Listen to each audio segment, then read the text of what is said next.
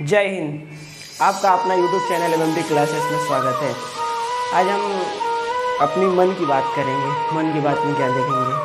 देखिए, कल हम लोग कल नहीं 9 तारीख को पेपर था, एनटीपीसी का था। एनटीपीसी का सीबीटी सेकेंड वाला एग्ज़ाम था, लेवल 6 एग्ज़ाम था। अब एक चीज़ हमें जो तैयारी करते हैं, जैसे हम भी तैयारी करते हैं एक्चुअली, तो मेरा 2018 का ये पेपर भरा हुआ था। हम पढ़ाते भी हैं, तैयारी भी करते हैं। तो इसमें क्या है ना कि 2018 का हम लोग फॉर्म भरे थे, तो अभी पीटी हो गया था, मेंस बाकी था। तो मेंस का डेट आ गया, तो मैं चला गया एग्ज़ाम देने के लिए।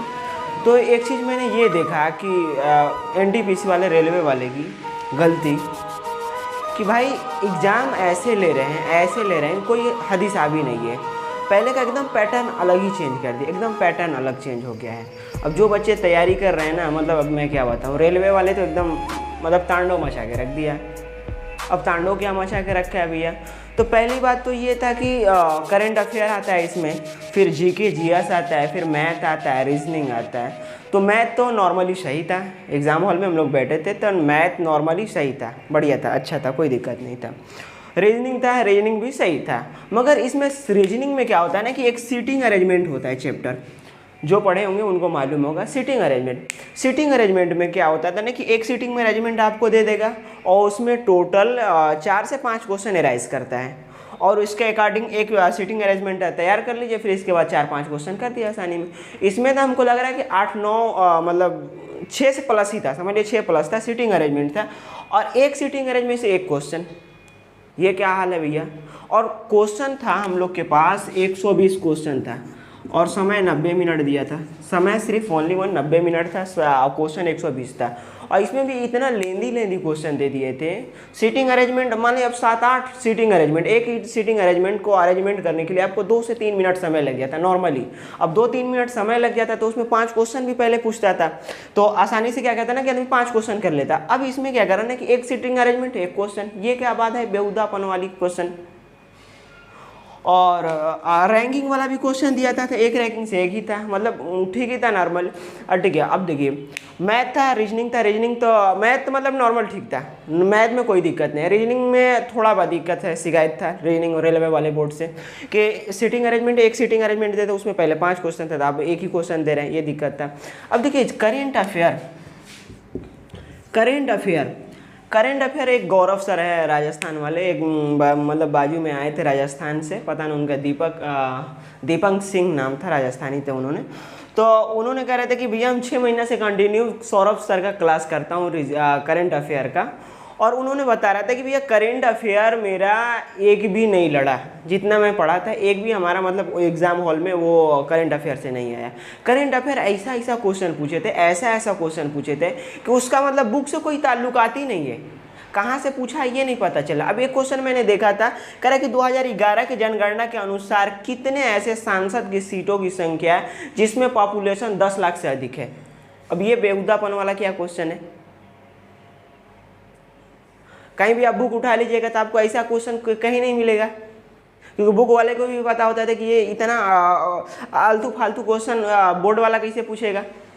इतना आलतू फालतू क्वेश्चन हम बनाना बुक में छापने लगे तो इतना मोटा बुक हो जाएगा करेंट अफेयर का, इतना पॉसिबल ही नहीं पढ़ना। एकदम करेंट अफेयर का ना एकदम घटिया, एकदम बर्बाद करके रख दिए थे। जीके जीएस में भी क्वेश्चन अजीब था, अजीब कहीं से उठा के दे दिए, तो कुछ पता ही नहीं चल रहा था। एक हमको आसान लगा, चंपारण सत्याग्रह पूछा था, और कोई क्वेश्चन की पता ही नहीं चल रहा। ऐसे इन लोग क्वेश्चन बना रहे, ये क्यों? बच्चों की ज़िंदगी बर्बाद करने पे आप लोग तुले हैं। एक तो 2018 का फॉर्म है, 2022 में उसका रिजल्ट आया पीटी का, फिर 2022 में मेंस करा रहे हो, और वो भी इसमें 5 लेवल है, 2, 3, 4, 5, 6, 5 लेवल टोटल है। 5 लेवल में अभी 1 लेवल हुआ है, और 4 लेवल हुआ, 2 लेवल हो गया। अब 3 लेवल का पता ही नहीं चलेगा कि कब एग्ज़ाम होगा, अभी इसका कब रिजल्ट आएगा। माँ बाप बहुत तो हम लोग को सोचते रहते हैं, हमेशा फ़ोन कर करके पूछते रहते हैं क्या हुआ है, रिजल्ट हुआ है, नहीं हुआ। बच्चे कितना घर पे जवाब देंगे यार? और कितना आदमी घर वाले को कंट्रोल करेगा, फैमिली पड़ोस वाले को कंट्रोल करेगा, रिलेशन वाले सब टॉर्चर करते रहते हैं बच्चे को भैया। रेलवे वाले आप हमारी वीडियो अगर देख रहे होंगे, शेयर करिए हमारी वीडियो को कि रेलवे वाले के पास पहुंच जाए। मजबूरी हम लोग को समझा करिए यार। एक तो तुम वैकेंसी नहीं निकाल रहे हो, उसमें भी आलतू फालतू क्वेश्चन पूछ दे रहे हो। ये बेहुदापन वाला क्या मतलब निकल रहा है? हद होती है यार। कुछ भी क्वेश्चन डाल दो, जो समझ में आए वो डाल दो। भैया एग्ज़ाम ले रहे हो यार, इसका मतलब ये नहीं कि कुछ भी तुम डाल सकते हो। उससे तो अच्छा हम लोग का बिहार में बीपीएससी का क्वेश्चन सेट हुआ था, एकदम मतलब मस्त मक्खन वाला क्वेश्चन दिया था बीपीएससी में। बीपीएससी कहाँ है गुरु, ये रेलवे कहाँ है? और नीतीश कुमार को भी बोलेंगे बिहार के बीपीएससी, उनका भी संडे को पेपर हुआ था, लीक हो गया था। हम लोग का मंडे का पेपर था, संडे वाले में हम लोग गए नहीं थे एग्ज़ाम देने के लिए, उनका भी लीक हो गया था। ये क्या बेहुदापन वाला है यार कि तुम 4 हाली से डेट निकाल लो, फिर उसमें पेपर लीक हो जा रहा है। बच्चे मतलब तुम बर्बाद करके रख दियो भैया, समझ में नहीं आ रहा है। इतना लेट कर करके एग्ज़ाम करा रहे हो और फिर कह रहे हो कि धांधली हो जा रहा है, लीक हो जा रहा है। कैसे हो जा रहा है ये हमें नहीं पता चल रहा है। हम लोग तो मतलब ऊब गए। 2018 की वैकेंसी 2022, अभी ये 22 में क्लियर नहीं हुआ, 24 तक ये चला जाएगा ज्वाइनिंग कराने में। अभी एक ग्रुप डी का फॉर्म निकला था, उसी समय उसको भी फिलअप किया गया था। अभी तक ग्रुप डी का कोई आता पता उसका अभी तक तो एग्ज़ाम का टेंडर ही नहीं फिक्स हुआ कि कौन एग्ज़ाम लेगा। अभी इलेक्शन होता है पूरा स्टेट में, फटाफट करा ले तो, मगर एग्ज़ाम का कोई मतलब ही नहीं है। पैसा ले रहे हो पहले, ये क्या होता है यार? एकदम बर्बाद करके रख दिए। उसमें भी आप ट्रेन से आदमी एक फॉर्म भरने में, आप फॉर्म का भी फीस ज़्यादा है, 500 रुपया, 600 रुपया, 1000 रुपया ऐसे फीस आता है। एक फॉर्म फिलअप करिए, फिर जाइए आइए, ट्रैवलिंग खर्च भी हम ही लोग को उठाना पड़ता है। वहाँ पे रहना है, रूम लेके रहना है, ये करना वो करना, कितना खर्च। एक फॉर्म भरने में 500 रुपया, साइबर कैफे में जाइएगा तो वो 100 रुपया 600 रुपया होगा, 1000 रुपया आप आने जाने में खर्च लग जाएगा। टोटल 1600 रुपया एक फॉर्म पे आ जाता है। हम लोग मिडिल क्लास फैमिली के हैं यार, गरीब फैमिली के हैं। जो अमीर होगा वो सरकारी नौकरी का नहीं तैयारी करेगा, वो सीधे इंजीनियरिंग डॉक्टरिंग करेगा। हम लोग गरीब फैमिली से हैं, बिलोंग करते हैं यार, तो कुछ तो शर्म करो यार। फीस में छूट रहना चाहिए, फीस में भी वही हालत है। छोड़िए इन लोग का जो है सो है ये है। अब देखा जाए कि एग्ज़ाम हम लोग कैसे एग्ज़ाम में बैठें, कैसे एग्ज़ाम को दें, कैसे एग्ज़ाम को हैंडल करें, ये हम लोग को सोचना। मैं अपना खुद का एक्सपीरियंस बता रहा हूँ कि जिसे आपका मान लीजिए कि अभी 1 महीना है एग्ज़ाम देने के लिए। मान लीजिए कि आपको अभी देखिए, रोज़ पर डे कंटिन्यूटी रखिए पढ़ाई में नो कम्प्रोमाइज़। हम एक यहाँ पे कोचिंग भी पढ़ाते हैं और पढ़ते सेल्फ स्टडी भी करते हैं, दोनों काम करते हैं। कानपुर में मैं रहता हूँ अभी फ़िलहाल में, प्रेजेंट टाइम में। आप पहली बात तो पढ़ाई को कंटिन्यूटी रखिए, पढ़ाई को एकदम बंद मत करिए। शादी पड़े लात मार दीजिए। मेरा खुद का पर्सनल भांजी का शादी था, सगी भांजी का शादी था, और उस समय मैं तैयारी कर रहा था, नहीं गया, छोड़ दिया। क्योंकि देखिए ना, अगर आप सक्सेस हो जाते हैं ना तो आपको रिलेशन वाले पूछेंगे, मोहल्ले वाले पूछेंगे, घर वाले पूछेंगे। जिस दिन आप सक्सेस नहीं होइएगा ना, आपको कोई पूछने वाला नहीं भैया, कोई इज्जत देने वाला नहीं, कोई वैल्यू देने वाला नहीं है आपको। यही बोलेगा कि भैया पटना रहता था, दिल्ली रहता था, लखनऊ रहता था, इलाहाबाद रहता था, कुछ नहीं करता था, खाता था, पीता था, सो जाता था। उनको आप अभी फ़िलहाल में किसी को खुश करने की ज़रूरत नहीं है, क्योंकि दुनिया में कई तरह के आदमी हैं। तो हम किसको किसको खुश करेंगे? आपको अपने को खुश करना है। आप कैसे खुश होइएगा? तो आपका प्रथम काम है पढ़ाई। आप पढ़ाई पे वर्क करिए, मेहनत करिए। अदर काम के लिए टाइम निकालिए, पढ़ाई के लिए टाइम मत निकालिए, अदर काम के लिए टाइम निकालिए। और तीसरी चीज़ कि आप जब भी तैयारी करते हैं ना, तो घर पे रह के मत तैयारी करिए। अगर जो पॉसिबल है जिसको घर पे तैयारी करना तो कर ले, अच्छी बात है। मगर हम अपने हिसाब से अपना एक्सपीरियंस में बता रहा हूँ कि घर पे रह के कभी आप तैयारी नहीं कर सकते हैं। जो कर ले रहा है बहुत अच्छा है, जिसके अंदर कंट्रोलिंग पावर है वो कर ले, बहुत बढ़िया है। मगर घर से रह के ना मतलब तैयारी हमारे हिसाब से सही से नहीं हो पाता है। आपको तैयारी करने के लिए बाहर निकलना ही पड़ेगा। अब बाहर निकलिए और दिल जान लगा के मेहनत करिए, नौकरी लेना है। कुछ नहीं था अरे यार ये रेलवे वाला नहीं होगा, बीपीएससी का एग्ज़ाम दीजिए, बीपीएससी नहीं यूपीएससी में बैठिए, होगा ही होगा, क्यों नहीं होगा। पढ़ाई ऐसा चीज़ है, वो शेरनी का दूध है, जिसने पिया उसने दहाड़ा। और गरीबी आपको मिटाना है तो एक ही चीज़ है मूल मंत्र, वो भी पढ़ाई, वो है सिर्फ ओनली वन पढ़ाई। तो अब देखिए एग्ज़ाम जैसे रोज़ आप अपना वर्क करते रहिए। अब होता क्या है ना कि एग्ज़ाम का डेट तभी निकलता है 1 महीना पहले एग्ज़ाम का डेट निकलता है, यानी 30 दिन पहले हम लोग का क्या निकलता है, एग्ज़ाम डेट निकलता है। अब जैसे 30 दिन का एग्ज़ाम डेट आ गया ना, तो आप 20 दिन तक यहाँ से 20 दिन तक आप जो पढ़ना है पढ़िए। अभी तो आप नया नया चीज़ पढ़िए, नया नया रिसर्च करिए। कोई भी पढ़ रहे हैं ना तो उसको सोच समझ के पढ़िए कि मान लीजिए कोई भी टॉपिक उखाड़ है, बाबर उखाड़ रहे हैं, बाबर को पढ़ रहे हैं, तो आप सोच समझ के पढ़िए कि बाबर आया तो क्यों आया। आखिर आया तो गुजराती साइड, अफगानी साइड आया, पानीपत में पहला युद्ध हो गया, क्यों आया, किसने बुलाया। एकदम सोच समझ के डीपली पढ़िएगा, तब पढ़ने में मज़ा भी आएगा और ज़्यादा आपको समझ में आएगा, ज़्यादा दिन तक याद भी रहेगा। अगर आप खाली रट के पढ़िएगा ना, बाबर ने आया था 1526 में, ये पानीपत के प्रथम युद्ध हुआ, ये द्वितीय युद्ध, तृतीय, मतलब नहीं निकलने वाला है। फिर कुछ दिन में आप कब भूल जाइएगा। तो आप क्या करिए ना कि पहले रोज़ तो तैयारी करिए, ठीक है। 30 दिन पहले आपका जब भी एग्ज़ाम डेट निकलता है तो आप 20 दिन तक नया कुछ भी टॉपिक आप पढ़ते रहिए और एक दिन में एक सेट लगाइए, और वो भी मोबाइल से ऑनलाइन सेट लगाइए। टेक्स्ट बुक ले लिए, कोई भी वाईफाई, मतलब जो आपको सेट समझ में आए उसको ले लीजिए। एक दिन में एक सेट आप 100% लगाइए। इससे क्या होता है ना कि एग्ज़ाम में बैठिएगा ना तो टाइम टेकन बहुत कम लगेगा और निगेटिव की चांसेस बहुत कम बनती है। क्योंकि आप मारिएगा ना, एक टेस्ट क्या होता है ना, टेस्ट एक आईना की तरह होता है। हमारी शक्ल कितनी ख़राब है, कितनी अच्छी है, वो हमें पूरा पूरा दिखाता है। टेस्ट ये रिप्रेजेंट करता है कि हमारी शक्ल इतना अच्छी है। अब मान लीजिए IB सेट लगाइए 100 नंबर का, उसमें से 10 आपका गलती हो गया तो आप कहिएगा चलिए नॉर्मली ठीक है। जिस दिन 20 गलती हो जाएगा आप घबराहट होने लगा, अरे 20 गलती हो गया, 20 का मतलब 3 7 21, 7 नंबर कट गया, बहुत आप टेंशन में हो जाएगा। तो इसके मतलब माइंड पे जैसे जैसे प्रेशर पड़ेगा वैसे वैसे माइंड को सोचने समझने की क्षमता मिलती है। नहीं तो छोड़ दीजिएगा तो ये भी बोतर दिमाग की तरह रह जाएगा, कुछ नहीं होने। तो आप सेट एक एक रोज़ लगाइए और 20 दिन तक कोई भी नया चीज़, जो चीज़ पढ़ना है पढ़िए। अब देखिए 20 से जो 10 दिन हो जाएगा ना, 10 दिन यहाँ से 20 दिन तक पढ़ लिए। 20 दिन के बाद अब 10 दिन ये पढ़िए। तो 10 दिन में सिर्फ ओनली वन रिवाइज, सिर्फ ओनली वन रिवाइज, कुछ नहीं पढ़िए, सिर्फ ओनली वन रिवाइज। अगर सेट हो सके तो लगाइए, टाइम मिल रहा है, नहीं मिल रहा है सेट लगाने का तो जो आप रोज़ पहले से सेट लगाए हैं ना, एक एक सेट भी मत लगाइए। यहाँ से सेट को कैंसिल कर दीजिए, यहीं तक आपको सेट को रखना है, यहाँ के बाद कैंसिल कर दीजिए। अब यहाँ के बाद जो सेट आपने लगाया ना, उसमें जो जो गलतियाँ हैं ना उसको दोहराते चलिए। बुक में बुक पढ़ रहे हैं तो आपको जो नहीं आ रहा है तो उसको क्या करिए, रंग दीजिए। जैसे हमारे पास कुछ चीज़ हैं, मैं दिखा रहा हूँ आपको।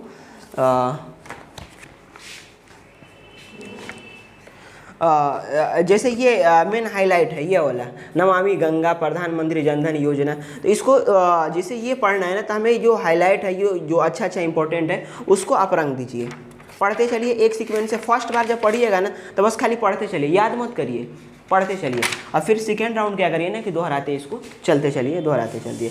अब देखिए यहाँ से जो 10 दिन हमें मौका मिल रहा है ना, इसमें सिर्फ रिवाइज, कुछ नहीं। अब देखिए मान लीजिए कल आपका पेपर है तो आज रात तक जितना पढ़ना है पढ़ लीजिए, ठीक। रात तक कितने लोग बोलते हैं कि एक दिन पहले छोड़ दीजिए, हमारे हिसाब से एक दिन पहले छोड़ना सूटेबल नहीं रहता है। मतलब रात तक आप क्लियर करिए। अब सुबह पढ़ना है, सुबह एग्जाम हॉल जाना है तो आप क्या करिए ना कि एकदम सुबह आपको बुक छूना ही नहीं, एकदम नहीं छूना है। रात को पढ़ के खूब बिंदास गाना वाना लगा के एकदम आराम से सुन के सो दीजिए। सुनने के बाद सुबह उठिए, एकदम लेट से उठिए, अपना जाइए नहाइए धोइए, फ्रेश होइए, नाश्ता वास्ता करिए और चुपचाप एग्जाम देने निकलिए। बुक मन करेगा तो थोड़ा सा देख ले, थोड़ा सा देख ले, थोड़ा सा देख ले, मगर एकदम कंट्रोल करना है ना। हम बुक नहीं देखेंगे, इतना दिन हम पढ़ें तो अब एक दिन क्यों पढ़ेंगे, अभी 2-4 घंटा हम क्यों पढ़ेंगे अभी लास्ट का। मैं अपना एक्सपीरियंस बोल रहा हूँ, क्योंकि मैं पहले भी मैं यही करता था ना कि एग्ज़ाम हॉल में बैठता था ना, तो एग्ज़ाम हॉल से जाता था एग्ज़ाम देने के लिए, तो ऐसे कॉपी ले लेता था, जनधन योजना ये है वो है, पढ़ते जाता। अब वहाँ पे जाने के बाद क्या होता है ना कि जो मैथ का पहले से पढ़ा हूँ, रीजनिंग का पढ़ा हूँ, जो पहले का चीज़ है ना, ये चीज़ तो याद रहेगा। जो आप पढ़ के जा रहे हैं ना, अगर उससे क्वेश्चन आ जाएगा ना तो आपको याद रहेगा, सट से मार दीजिएगा। जो पीछे वाला पढ़े हैं ना, उसमें कन्फ्यूजन पैदा कर देता है, उसको भटकाने का कोशिश करता है। तो इसके वजह से मैं बोल रहा हूँ कि आप क्या करिए ना कि जिस दिन आपको जाना है ना उस दिन आप एकदम पढ़ाई छोड़ दीजिए, एकदम पढ़ाई छोड़ दीजिए। क्योंकि माइंड को रेस्ट करने की ज़रूरत होती है। जब आदमी रेस्ट कर लेता है ना, सपोज दैट अपने को सोचिए ना कि अभी आपको रोज़ रोज़ ईंटा ढो रहे हैं, मतलब मजदूर का काम कर रहे हैं, रोज़ आप मजदूरी का काम कर रहे हैं, एक दिन आपको छोड़ दिया जाए तो आप आराम से सो के जगिए, तो देखिए आपके अंदर कितना एनर्जी हो जाता है, स्टेमिना हो जाता है। वही आप एक टाली ईंटा ढो के आइए और फिर बोल दिया जाए कि आप फिर एक टाली ईंटा ढोइए, तो आपको ढो तो दीजिएगा मगर मज़ा नहीं आएगा उतना। अब वही आप एक दिन पहले काम छोड़ दिए होंगे, सुबह उठेंगे एकदम फ्रेश रहेंगे, क्या है रे, तो ईंटा ढोना है, फटफट उठा के फेंक दीजिएगा। वैसे दिमाग होता है, दिमाग को शांति चाहिए, आराम करने का मौका चाहिए। तो आप क्या करिएगा ना, 2 एग्जाम से 4 घंटा 5 घंटा पहले तक आपको एकदम आराम करना है। जाइएगा ना आप सेंटर पर जाइएगा ना, तो बहुत लड़के ऐसे मिलेंगे पढ़ते जाएंगे, उन लोग का एकदम देखना नहीं है ना। रिजल्ट होने का यही रीज़न होता है। हमारा तो बहुत बार रिजल्ट हुआ, कहीं ना कुछ, कहीं पीटी, कहीं मेंस, तो कहीं मेरिट लिस्ट, कहीं कुछ में थोड़ा बहुत छट जाता है, तो उसका कोई टेंशन नहीं है। मगर हमें भी अफसोस होती है कि कहीं ना कहीं कुछ हमारी अंदर गलतियां हैं, इसके वजह से हमारा ऐसा हो जा रहा है। मगर क्या किया जाए, चला जाए। तो आप एग्ज़ाम देने का मेन यही तरीका है कि आप लास्ट दिन तक आप पढ़िए, और फिर इसके बाद लास्ट दिन के बाद, जिस दिन आज मतलब हमको जाना है एग्ज़ाम, तो कल तक हम रात तक पढ़ लेंगे। फिर इसके बाद आज सुबह उठेंगे, एकदम नहाएंगे धोएंगे, फ्रेश होके जाएंगे, एकदम बैठेंगे, एकदम मस्त मक्खन की तरह एग्ज़ाम होगा, एकदम मज़ा आ जाएगा। ये हमारा ट्रिक खुद का पर्सनल है, और मैं खुद एक्सपीरियंस करके मतलब मैं टीचर भी हूँ और मैं स्टूडेंट भी हूँ, दोनों। तो देखिए टीचर, बड़े बड़े टीचर होते हैं ना, तो उनको मैथ पढ़ाना है तो मैथ पढ़ा रहे हैं, रीजनिंग जिसको पढ़ाना है रीजनिंग पढ़ा रहे हैं। अब हमारा ही मैथ रीजनिंग है पढ़ाने का काम, जीके जीएस नहीं पढ़ाता हूँ। कोई जीके पढ़ा रहा है, कोई जीएस पढ़ा रहा है, तो बस वो अपना ही रिलेटेड कर रहा है। मगर जो स्टूडेंट होता है ना पढ़ने वाला, तो उसको सब सब्जेक्ट पढ़ना होता है। अभी से मैं हूँ, मैथ, रीजनिंग, जीके, जीएस, जितना करंट अफेयर सब हमको अभी पढ़ना पड़ रहा है। तो ये पढ़ना पड़ रहा है ना, तो जैसे हमको एग्ज़ाम देना है तो पढ़ना पड़ेगा, नहीं एग्ज़ाम देना रहता है नहीं पढ़ना पड़ेगा। तो जो हमारा एक्सपीरियंस है ना, वो आपके लिए बहुत बेनिफिट होगा। क्योंकि क्या होता है ना कि भूख का एहसास उसी को पता चलता है जो भूखा हो। हमारा पेट भरा है तो हमें एहसास नहीं होगा, मगर जो भूखा होगा ना, उसको एहसास होगा कि नहीं भैया, मतलब भूख क्या होता है, भूख की शिद्दत क्या होती है, ये उसे पता चलेगा। तो वैसे ही क्या होता है ना कि एक स्टूडेंट की दर्द, परेशानी स्टूडेंट ही जानता है और दूसरा कोई नहीं जानता है। सब लंबा लंबा फेंक देते हैं, अरे ऐसा करो वैसा करो। किसी का नौकरी हो जाता था, कहता कि अरे इतना हम पढ़ते थे, इतना ही पढ़ते थे, हम तो 2 ही घंटा पढ़ते थे, हम तो 4 ही घंटा पढ़ते हैं। नहीं, वो बेवकूफ़ बना रहे हैं आपको। 2 घंटा 4 घंटा, 2 घंटा 4 घंटा से नौकरी हो जाता था। पूरा इंडिया 2 घंटा 4 घंटा पढ़ती है, नौकरी हो जाता है। आपको पढ़ना है, बैठना है, धैर्य रखना है। और एक चीज़, कभी भी आपको परेशान नहीं होना कि हमारा नौकरी नहीं लग रहा है। अभी क्या है ना कि इतने लड़के सुसाइड कर लिए। अभी फ़िलहाल में एक आया था कि आर्मी का लड़का था, आर्मी रैली नहीं निकल रहा था, सुसाइड कर। सुसाइड करने का कोई मतलब वो नहीं होना चाहिए आपके दिल के अंदर।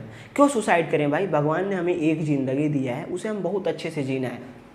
नहीं नौकरी मिलेगा क्या है, हम दूसरा काम कर लेंगे, दूसरा वर्क कर लेंगे, ट्यूशन पढ़ा लेंगे, स्कूल में पढ़ा देंगे, कोचिंग पढ़ा देंगे, कुछ भी कर लेंगे। अब इसका ये मतलब थोड़ी है कि सुसाइड कर लेना। मैं अभी, मेरा उम्र समझ ले कि 23 साल है, 23 ईयर्स है। मैं गया था एग्ज़ाम देने के लिए, तो मेरा पापा की उम्र के लोग बैठे थे एग्ज़ाम देने के लिए मेंस में। तो मेरे को तब एहसास हुआ कि हम लोग का संघर्ष भाई कुछ नहीं है उन लोग के सामने। जिसकी 45 साल है वो हमारे साथ एग्ज़ाम हॉल में बैठा था, जिसका 50 साल है वो हमारे एग्ज़ाम हॉल में मेरे साथ बैठा था भाई साहब।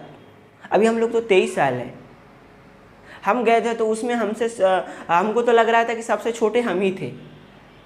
चारों तरफ देख रहे हैं सब बड़े बड़े भैया है, और उसमें भी कोई नौकरी कर रहा है। वो आया था एग्ज़ाम देने के लिए, कोई नौकरी नहीं कर रहा है, तो सबकी थी, मगर सबसे छोटा हम ही नज़र आ रहे थे। अभी हमको घुटन महसूस होने लगता है। घर वाले पूछते हैं कि नौकरी हुआ नहीं हुआ, क्या हुआ, रिजल्ट आया नहीं आया। बहुत मतलब निराश होकर बोलना पड़ता है कि नहीं रिजल्ट हुआ। और देखिए, आप रिलेशन वाले को, किसी को ये मत बताइए कि हम तैयारी कर रहे हैं, ये कर रहे हैं, वो कर रहे हैं, ये ऐसे वैसे, किसी को कहने की ज़रूरत नहीं है। बस सिर्फ ओनली वन अपने माँ बाप को बताइए कि हाँ मैंने तैयारी कर रहा हूँ, मैं ये चीज़ का फॉर्म फिलअप कर दिया हूँ। क्योंकि माँ बाप को अधिकार है जानने के लिए। माँ बाप कभी उगता नहीं है, पेशेंस है, माँ बाप में बहुत पेशेंस है। आप ज़िंदगी भर पढ़ना चाहेंगे ना, तो आपको माँ बाप का इतना है कि आपको ज़िंदगी भर पढ़ा देगा, अपना किडनी बेच देगा, मगर आपको पढ़ाएगा। माँ बाप के अंदर इतने बेटे के प्रति मोहब्बत होती है, दर्द होती है। मगर रिलेशन वाले, पड़ोस वाले सब मज़ा लेते हैं, सब मज़ा लेंगे। अरे यार तैयारी कर रहे हो, नहीं हुआ, तो कहोगे नहीं, तो अंदर से खुश होंगे, अच्छा चलो बहुत अच्छा, अंदर से खुश होंगे। ऊपर से कहेंगे अरे भैया क्या करिए, होनी को कौन टाल सकता, हो जाएगा, ऐसे मुंह बनाएंगे, मगर अंदर से बहुत खुश रहेंगे कि तो आपका नुकसान। जिस दिन आपका हो जाएगा ना, तो उनकी दिल में दर्द पैदा हो जाएगी, और फिर ऊपर से हंसेंगे कि अरे हो गया हो गया हो गया। तो हमें यही सोचना है कि हमें कंटिन्यूटी तैयारी को रखना है और संघर्ष जारी रखना है। अगर हमें गरीबी मिटाना है तो, और नहीं गरीबी मिटाना है तो फिर वही मजदूरी वाला आप भी पकड़ लीजिए, जो बाप किया वही आप भी करिए।